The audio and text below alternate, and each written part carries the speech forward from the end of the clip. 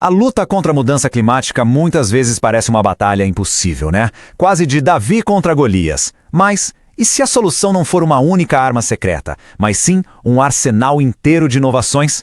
Nesta análise a gente vai mergulhar em 10 tecnologias que têm o potencial de, quem sabe, virar o jogo a favor do nosso planeta. Para a gente começar, vamos direto a um número que mostra bem a urgência da situação. 7 de 9. Esse é o número de sistemas que sustentam a vida na Terra. Coisas como o clima, a biodiversidade, os ciclos de água doce, que segundo os cientistas já passaram de um limite seguro.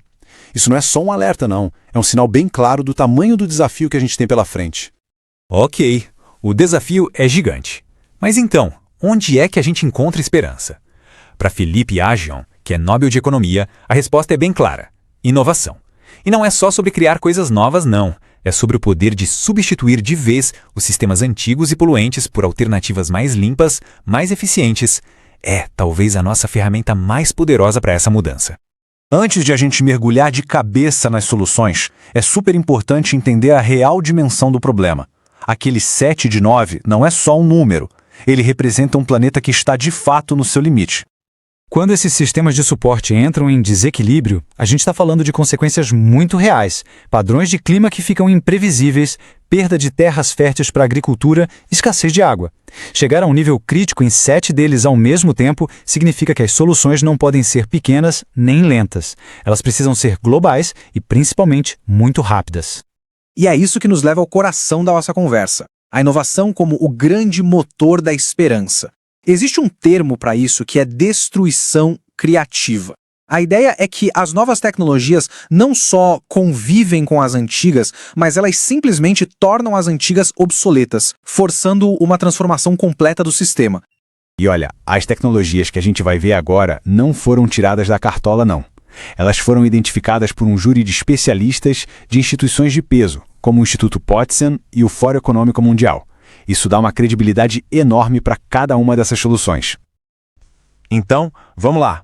Vamos conhecer as 10 inovações que formam essa lista de esperança, de como a gente produz nossa comida a como a gente constrói nossas cidades. Essas são as tecnologias que podem, de verdade, redesenhar o nosso futuro. A primeira da lista já é algo que parece de ficção científica, mas já é realidade. Ela ataca um dos maiores emissores, a pecuária. Imagina só produzir proteínas de leite como caseína e whey sem precisar de uma única vaca.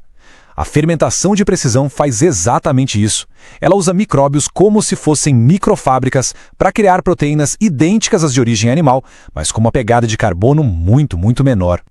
Em seguida, vamos para o campo. A produção de fertilizantes hoje consome uma quantidade absurda de energia, cerca de 2% de toda a energia do mundo vinda principalmente de gás natural.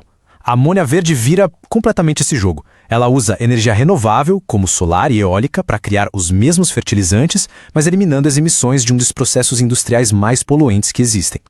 A próxima dupla de inovações redefine o que a gente considera lixo.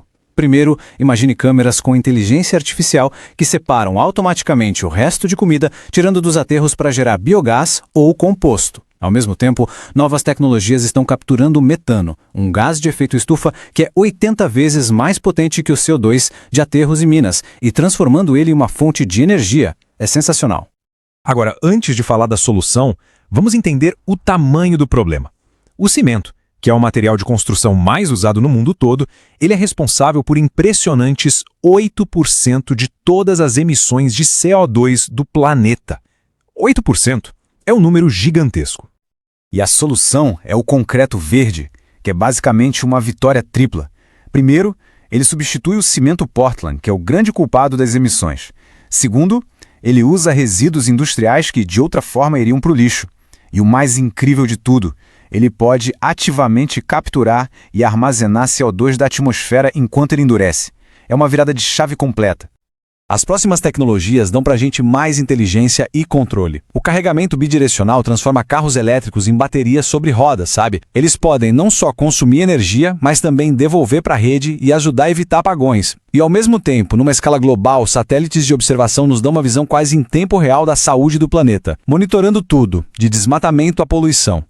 A energia geotérmica, o calor que vem de dentro do nosso próprio planeta, é uma fonte de energia limpa e constante. O problema, até hoje, ela só era viável em lugares com condições geológicas muito específicas. A grande inovação aqui é a modularidade, sistemas menores, mais versáteis, que podem ser instalados em muito mais lugares. Isso pode destravar o potencial de uma fonte de energia que hoje mal chega a 1% da produção mundial. Dessalinizar a água do mar para ter água potável é incrível, mas um método tradicional gasta muita energia e cria um resíduo de salmoura que é tóxico. A abordagem regenerativa resolve os dois problemas. Primeiro, ela usa energia renovável. E o mais genial, uma nova técnica basicamente quebra o sal residual em seus componentes químicos, transformando um poluente em produtos úteis para a indústria, como ácidos e bases. É uma solução muito mais elegante. E por último, mas de forma alguma menos importante, a gente vai para a base de quase toda a vida na Terra, o solo. Novas tecnologias, de drones a análises de DNA do solo, estão permitindo que a gente restaure a saúde dele. E um solo saudável não só produz mais alimentos, mas também armazena quantidades enormes de carbono e ajuda a purificar a água. É um impacto positivo que se espalha por todo o ecossistema. Certo. Então a gente viu que as tecnologias existem, são promissoras. Mas isso é só metade da história. A grande questão é como que a gente leva essas inovações do laboratório para o mundo real, superando todos os obstáculos que existem no caminho. Pois é, essa é a pergunta de $1 milhão, né? Com tantas soluções promissoras na mesa, o que é que nos impede de adotar tudo isso em massa agora mesmo? O principal obstáculo, segundo os especialistas, pode ser resumido em uma palavra: inércia. Os sistemas que a gente construiu em volta dos combustíveis fósseis são gigantescos, todos interligados. Mudar é difícil, é caro, então a tendência natural é resistir, mesmo quando as alternativas são claramente melhores para o planeta. E como é que a gente quebra essa inércia? Bom, não existe uma bala de prata.